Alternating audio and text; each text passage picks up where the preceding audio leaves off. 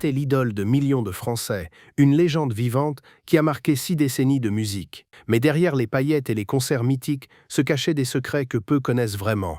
Aujourd'hui, nous levons le voile sur les histoires inédites de 8 chansons iconiques de Johnny Hallyday. Numéro 8, Retiens la nuit. Retiens la nuit.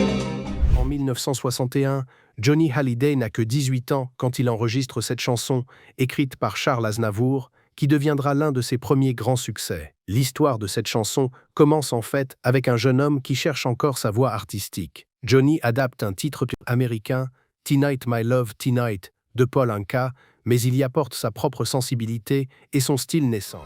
Il faut qu'à l'heure des folies. Ce qui est remarquable avec Retiens la nuit, c'est qu'elle marque un tournant dans la carrière du jeune chanteur. Avant cette chanson, Johnny était encore considéré comme un imitateur d'Elvis Presley. Mais avec ce titre, il commence à développer sa propre identité artistique française. L'enregistrement se fait dans des conditions assez rudimentaires pour l'époque. Les studios d'enregistrement français ne sont pas encore équipés comme aux États-Unis, et Johnny doit s'adapter à ces contraintes techniques. Malgré cela, sa voix porte déjà cette émotion qui deviendra sa signature. Il faut qu'à l'heure des folies. L'impact de cette chanson sur sa carrière est immédiat. Elle lui permet de conquérir un public plus large et de sortir du cercle des seuls amateurs de rock'n'roll. Les parents, initialement méfiants envers ce jeune homme aux hanches déhanchées, commencent à accepter ses chansons plus mélodiques. Cette chanson établit également un modèle que Johnny reproduira tout au long de sa carrière. Prendre des chansons internationales et les adapter au public français, tout en y apportant sa propre interprétation. C'est une stratégie qui lui permettra de rester connecté aux tendances musicales mondiales tout en gardant ses racines françaises. Mais au-delà du succès commercial, Retiens la nuit révèle déjà la capacité de Johnny à exprimer la mélancolie et la nostalgie. Cette aptitude à chanter l'amour perdu ou en danger deviendra l'une de ses spécialités les plus appréciées du public. Numéro 7, l'idole des jeunes. Dans la vie, que parfois je m'ennuie. En 1963, avec l'idole des jeunes, Johnny Hallyday assume pleinement son statut de star et s'adresse directement à sa génération. Cette chanson marque un moment charnière où il ne se contente plus d'adapter des hits américains, mais commence à construire son propre univers musical. L'enregistrement de ce titre coïncide avec l'explosion du phénomène Hallyday en France. Tout seul vivre en ville. Les concerts se transforment en véritables événements sociaux, et Johnny devient le symbole d'une jeunesse qui s'affranchit des codes traditionnels. La chanson capture parfaitement cet esprit de rébellion contrôlée qui caractérise les années 60. Ce qui est fascinant avec cette chanson, c'est qu'elle révèle la conscience que Johnny a de son rôle social. Il ne se contente pas de chanter, il incarne un mouvement générationnel. Il me faut rire et danser. Les paroles assument cette responsabilité tout en gardant une certaine légèreté typique de l'époque. L'arrangement musical témoigne également de l'évolution du son Johnny Hallyday. Les guitares sont plus présentes, la section rythmique plus percutante. C'est le début de ce qui deviendra le son français du rock, différent de ses homologues américains ou britanniques. L'impact culturel de cette chanson dépasse largement le cadre musical. Elle contribue à légitimer la culture jeune en France et ouvre la voie à d'autres artistes qui suivront. Johnny devient ainsi un précurseur, pas seulement musical, mais aussi sociologique. Cette chanson consolide également l'image de Johnny comme performeur scénique. Les concerts de cette époque sont déjà des spectacles totaux, mélangeant musique, chorégraphie et mise en scène. C'est cette approche globale du spectacle qui fera sa différence avec beaucoup de ses contemporains. Numéro 6, Que je t'aime.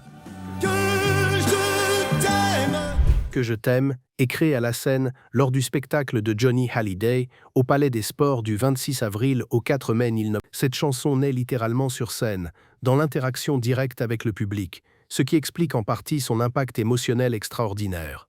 La fin des années 1960 va marquer un tournant dans sa carrière de Johnny. Avec Que je t'aime, il réussit un coup de maître et s'impose comme un des artistes incontournables du paysage musical français. Ce titre arrive à un moment où Johnny doit se réinventer artistiquement. L'histoire de cette chanson est particulièrement touchante. Johnny traverse alors une période difficile dans sa vie personnelle, et cette chanson devient un exutoire, une façon de transformer sa souffrance en art. À chaque fois qu'il l'interprète, il provoque l'hystérie parmi les spectatrices. Ce qui rend Que je t'aime si puissante, c'est l'authenticité de l'émotion que Johnny y met. Contrairement à d'autres chansons plus construites, celle-ci semble jaillir directement de son cœur. Cette sincérité se ressent dans chaque note, dans chaque inflexion de sa voix. L'année de sa sortie, le titre sera numéro 1 des ventes durant 16 semaines. Un record qui témoigne de l'impact phénoménal de cette chanson sur le public français. Ce succès commercial s'accompagne d'une reconnaissance artistique unanime. Durant la tournée d'été 1969 de Johnny Hallyday, Que je t'aime provoque de véritables scènes d'hystérie ainsi que de nombreux évanouissements. Cette réaction du public montre à quel point Johnny a touché juste avec cette chanson. Musicalement, Que je t'aime représente également une évolution. L'arrangement est plus sophistiqué que ses premiers hits, avec une orchestration qui souligne parfaitement l'émotion du texte. C'est le début d'une période où Johnny va explorer des territoires musicaux plus complexes. Numéro 5. L'envie. On m'a trop donné, bien avant l'envie. C'est en 1985 que Johnny Hallyday fait appel pour la première fois à Jean-Jacques Goldman et à ses talents de compositeur. Cette collaboration marque un tournant majeur dans la carrière de Johnny et donnera naissance à certains de ses plus grands succès. Jean-Jacques Goldman fait écouter à Hallyday la maquette de L'Envie. Le chanteur est aussitôt séduit par la puissance et l'efficacité du texte et veut l'enregistrer. Cette anecdote révèle l'instinct sûr de Johnny pour reconnaître les bonnes chansons. L'histoire de L'Envie commence donc par cette rencontre artistique entre deux univers différents mais complémentaires. Goldman apporte sa finesse d'écriture et sa sensibilité, tandis que Johnny apporte sa puissance vocale et sa présence scénique. Johnny enregistre la chanson à Paris, durant l'automne 1986, au studio Gang, d'où le nom de l'album à paraître. Ces détails techniques nous rappellent que derrière chaque grande chanson, il y a aussi des conditions matérielles et un contexte précis. Toutes ces choses qui avaient un prix. Ce qui rend L'Envie si particulière, c'est qu'elle arrive à un moment où Johnny a besoin de se renouveler. Après 25 ans de carrière, il pourrait se contenter de répéter ses succès passés, mais il choisit au contraire d'explorer de nouveaux territoires musicaux. Ce titre a été interprété comme un appel à la persévérance et au dépassement de soi, faisant écho à la vie tumultueuse de Johnny. Cette dimension autobiographique donne une profondeur supplémentaire à la chanson. La collaboration avec Goldman permet à Johnny de toucher un public plus large, notamment les auditeurs qu'il avait peut-être boudés pendant ses années rock les plus dures. L'Envie réconcilie Johnny avec une partie de son public et lui ouvre de nouveaux horizons artistiques. L'impact de cette chanson sur la carrière de Johnny est considérable. Elle prouve qu'il peut encore surprendre et émouvoir après tant d'années, qu'il n'est pas enfermé dans un registre ou une époque. C'est aussi le début d'une période créative particulièrement riche. Numéro 4. Je te promets. Je te promets le sel au baiser de ma bouche. Je te promets est une chanson de Johnny Hallyday, écrite par Jean-Jacques Goldman. Cette chanson prolonge la collaboration fructueuse entre les deux artistes. C'est sur l'album Gang que l'on retrouve L'Envie, Laura et surtout Je te promets, le plus gros succès de la décennie pour le rocker star qui s'écoulera à plus de 400 000 exemplaires. Ces chiffres témoignent de l'impact commercial exceptionnel de cette collaboration. L'histoire de Je te promets révèle le génie de Goldman pour comprendre la personnalité de Johnny et écrire des chansons qui lui correspondent parfaitement. Goldman, connu pour sa plume sensible et ses mélodies envoûtantes, a su capturer l'essence des promesses d'amour et de dévouement. Je te promets la vie, de mes rires à mes larmes. Ce qui rend cette chanson si touchante, c'est qu'elle arrive à un moment de la vie de Johnny où il aspire à une certaine stabilité affective. Les promesses qu'il chante ne sont pas seulement des paroles de chansons, elles reflètent ses aspirations personnelles profondes. L'arrangement musical de Je te promets est d'une simplicité apparente qui cache en réalité une grande sophistication. Chaque instrument a sa place, rien n'étant trop, tout concourt à mettre en valeur la voix et l'émotion de Johnny. Je te promets fait partie des chansons les plus populaires du public et devient un standard de Johnny Hallyday, régulièrement repris sur scène. Cette pérennité témoigne de la justesse émotionnelle de cette chanson.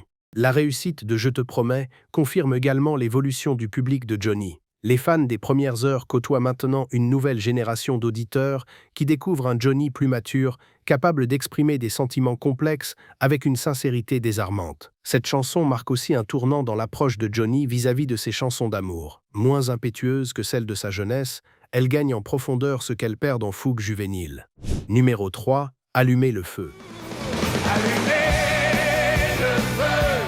En 1998, Johnny Hallyday revient sur le devant de la scène avec Allumer le feu, une chanson qui marque son grand retour après une période difficile.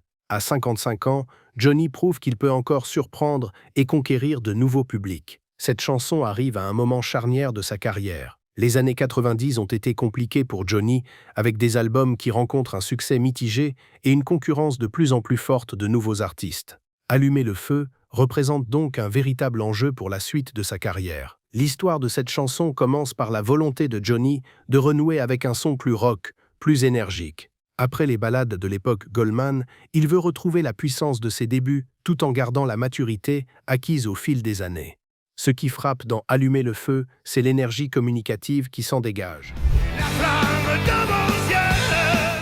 Johnny semble avoir retrouvé sa flamme d'antan, cette capacité à électriser un public et à le faire vibrer. C'est un retour aux sources qui fonctionne parfaitement. L'impact de cette chanson sur le public est immédiat. Elle remet Johnny au centre du paysage musical français et lui permet de reconquérir une partie du public qu'il avait peut-être oublié. C'est aussi l'occasion pour une nouvelle génération de découvrir son talent. Musicalement, Allumer le feu bénéficie d'une production moderne qui met en valeur la voix de Johnny sans la dénaturer. L'arrangement rock est efficace, avec des guitares puissantes et une section rythmique qui donne envie de bouger. Cette chanson marque également le début d'une nouvelle période créative pour Johnny. Elle ouvre la voie à d'autres succès et prouve que l'âge n'est pas un obstacle à la créativité quand on a du talent et de la passion. Numéro 2, Diego libre dans sa tête. Derrière sa fenêtre. Diego libre dans sa tête, sorti en 1981, représente l'une des chansons les plus engagées du répertoire de Johnny Hallyday. Cette chanson témoigne d'une période où Johnny n'hésite pas à exprimer ses convictions politiques et sociales. L'histoire de cette chanson s'inscrit dans le contexte politique des années 80, marqué par les luttes pour la démocratie en Amérique latine. Johnny, sensible à ces questions, choisit de donner sa voix à cette cause à travers cette chanson poignante. Ce qui rend Diego libre dans sa tête si particulière, c'est qu'elle révèle une facette moins connue de Johnny. L'homme engagé, conscient des injustices du monde et désireux de les dénoncer. Cette dimension politique surprend parfois dans une carrière plutôt axée sur l'entertainment. L'enregistrement de cette chanson témoigne de la volonté de Johnny de sortir de sa zone de confort habituelle. Il aborde des sujets graves avec la même sincérité qu'il met dans ses chansons d'amour, ce qui donne à ce titre une force particulière. Libre dans sa tête. L'impact de Diego libre dans sa tête dépasse le cadre purement musical. La chanson contribue à sensibiliser le public français aux questions des droits de l'homme en Amérique latine et montre que la chanson peut être un vecteur d'engagement politique. Cette chanson révèle également la capacité de Johnny à s'adapter à différents registres musicaux. L'arrangement, plus dépouillé que d'habitude, met l'accent sur le message plutôt que sur la performance vocale, ce qui donne une dimension plus intime à l'interprétation. Diego libre dans sa tête reste aujourd'hui l'un des titres les plus respectés du répertoire de Johnny, celui qui montre qu'une star peut utiliser sa notoriété pour défendre des causes justes. Numéro 1. Marie. Oh Marie, si tu savais. Marie occupe une place particulière dans le cœur de Johnny Hallyday et de ses fans. Cette chanson, qui évoque l'amour maternel et la nostalgie de l'enfance, révèle la face la plus tendre et la plus vulnérable de l'artiste. L'histoire de Marie puise ses racines dans l'histoire personnelle de Johnny. Orphelin de père et ayant eu des relations compliquées avec sa mère, Johnny trouve dans cette chanson un moyen d'exprimer des sentiments longtemps refoulés sur la figure maternelle. Ce qui rend cette chanson si émouvante, c'est l'authenticité de l'émotion que Johnny y met. On sent que chaque mot lui coûte, que chaque phrase lui rappelle des souvenirs douloureux ou heureux de son enfance difficile. L'arrangement de Marie est d'une simplicité touchante. Pas d'effets spectaculaires, juste l'essentiel, la voix de Johnny et une instrumentation discrète qui laisse toute la place à l'émotion. Malgré mes efforts désespérés. Cette sobriété musicale renforce l'impact émotionnel du titre. L'impact émotionnel de Marie sur le public est considérable. Cette chanson touche une corde sensible universelle, l'amour pour sa mère et la nostalgie de l'enfance perdue. En concert, Marie est souvent l'un des moments les plus intenses des spectacles de Johnny. Le public retient son souffle, conscient d'assister à quelque chose d'intime, de personnel. C'est dans ces moments-là que Johnny révèle sa vraie grandeur d'artiste. Cette chanson témoigne également de l'évolution de Johnny vers plus d'introspection. Avec l'âge, il n'hésite plus à aborder des sujets personnels et à se montrer vulnérable, ce qui paradoxalement renforce son charisme et sa proximité avec le public. Marie restera probablement comme l'une des chansons les plus personnelles et les plus touchantes de Johnny Hallyday, celle qui révèle l'homme derrière la star. Ces 8 chansons nous révèlent un Johnny Hallyday bien plus complexe que l'image parfois simplifiée qu'on a de lui. Derrière l'idole se cache un artiste en constante évolution, capable d'émouvoir, de faire danser, de faire réfléchir. Ses plus belles chansons portent en elles les traces de sa vie, de ses joies et de ses peines. Johnny Hallyday restera dans l'histoire comme une légende de la chanson française. Son véritable héritage, ce sont ces moments de grâce où l'artiste se révèle dans toute sa humanité, transformant ses expériences personnelles en émotions universelles. Si cette plongée dans l'univers de Johnny vous a touché, n'hésitez pas à liker cette vidéo et à vous abonner pour découvrir d'autres histoires de la musique française. Quelle chanson de Johnny vous émeut le plus? Dites-le nous en commentaire.